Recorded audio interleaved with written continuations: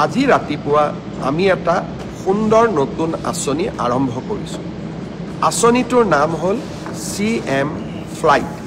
Flight মানে বিমান নহয়, কিন্তু CM ফ্লাইট হ'ল এনে এখন আঁচনি যাৰ দ্বাৰা আমি অসমৰ ল'ৰা ছোৱালীয়ে যাতে জাপানলৈকে গৈ, জাৰ্মানীলৈকে গৈ, সাউথ কোৰিয়ালৈকে গৈ চাকৰি কৰিব পাৰে, তাৰ বাবে আন এখন দুৱাৰ মুকলি কৰি দিয়া। এডভান্টেজ অসম দ্বিতীয়ৰ সময়ত জাপানৰ লগত আমি এখন বুজাবুজি চুক্তি স্বাক্ষৰ কৰিছিলোঁ। উদ্দেশ্য আছিল অসমৰ 50,000 ল'ৰা ছোৱালীক আমি জাপানত নিযুক্তি দিয়া, কৰ্ম সংস্থাপন দিয়া। জাপানত এটা চাকৰি, সাধাৰণ চাকৰি, ড্ৰাইভাৰ হ'ব পাৰে, নাৰ্ছিং কেয়াৰ হ'ব পাৰে, অফিচত কাম কৰিবলৈ কম্পিউটাৰ অপাৰেটৰ হ'ব পাৰে, বা ছফ্টৱেৰত কাম কৰা আমাৰ ডেকা ল'ৰা ছোৱালী হ'ব পাৰে। তেওঁলোকৰ মাহিলী দৰমহা হ'ল 2 লাখ টকা।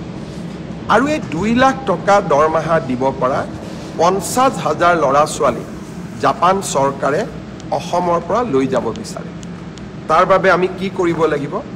তাৰ বাবে আমি জাপানৰ ভাষাটো শিকিব লাগিব, জাপানিজ লেংগুৱেজ আমি শিকিব লাগিব। আজি ৰাতিপুৱা গুৱাহাটীত আমি জাপানিজ লেংগুৱেজ ট্ৰেইনিং চেণ্টাৰটো আৰম্ভ কৰিম। ইয়াৰ বাবে এই গোটেই লেংগুৱেজ ট্ৰেইনিং পাবৰ বাবে এজন ল'ৰাই বা এগৰাকী ছোৱালীয়ে 1,80,000 টকা ফিজ দিব লাগে। ইমান ফিজটো আমাৰ ল'ৰা ছোৱালীয়ে দিব নোৱাৰে।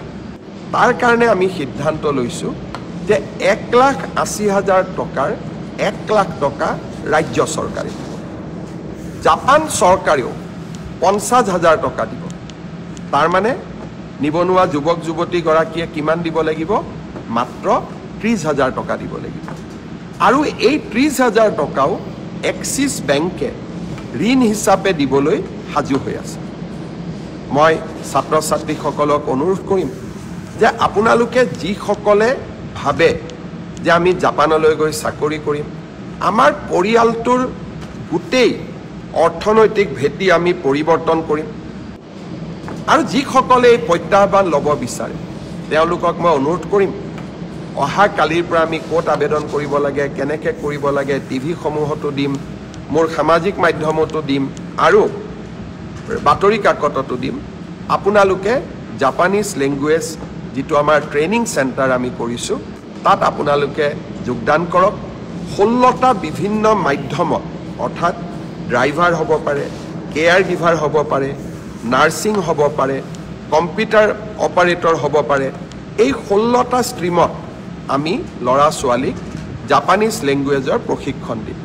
আৰু এই প্ৰশিক্ষণ যদি আপোনালোকে লয়, জাপানত গৈ 2 লাখ টকা মাহেকী লাভ কৰিব পৰা দৰমহাত চাকৰি কৰিব পাৰিব।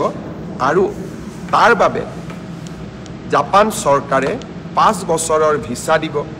তাৰ পিছতো যদি আপোনালোকে কাম কৰি থাকিব খোজে, ভিছাৰ এক্সটেনশ্যনো দিব। CM ফ্লাইট এটা সুন্দৰ আঁচনি। এই সুন্দৰ আঁচনিটোত আমাৰ ল'ৰা ছোৱালীয়ে আগ্ৰহ প্ৰকাশ কৰক। আমি জাপানত গৈও এখন অসমীয়া ছ'চাইটি আমি গঠন কৰিম।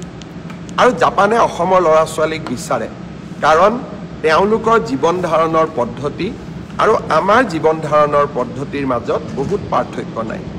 আমাৰ অসমীয়া মানুহৰ দৰেই তেওঁলোকৰ স্বভাৱ চৰিত্ৰ সহজ সৰল মৰমীয়াল। জাপানৰ লোকসকলৰো চৰিত্ৰ তেনেকুৱাই। আজি এই সম্পৰ্কত মই দিয়া ভাষণটো মোৰ ফেচবুক পেজত আছে। আপোনালোকে অনুগ্ৰহ কৰি মোৰ ভাষণটো শুনিব চেষ্টা কৰিব। গোটেই কথাখিনি আপোনালোকে বুজি পাব।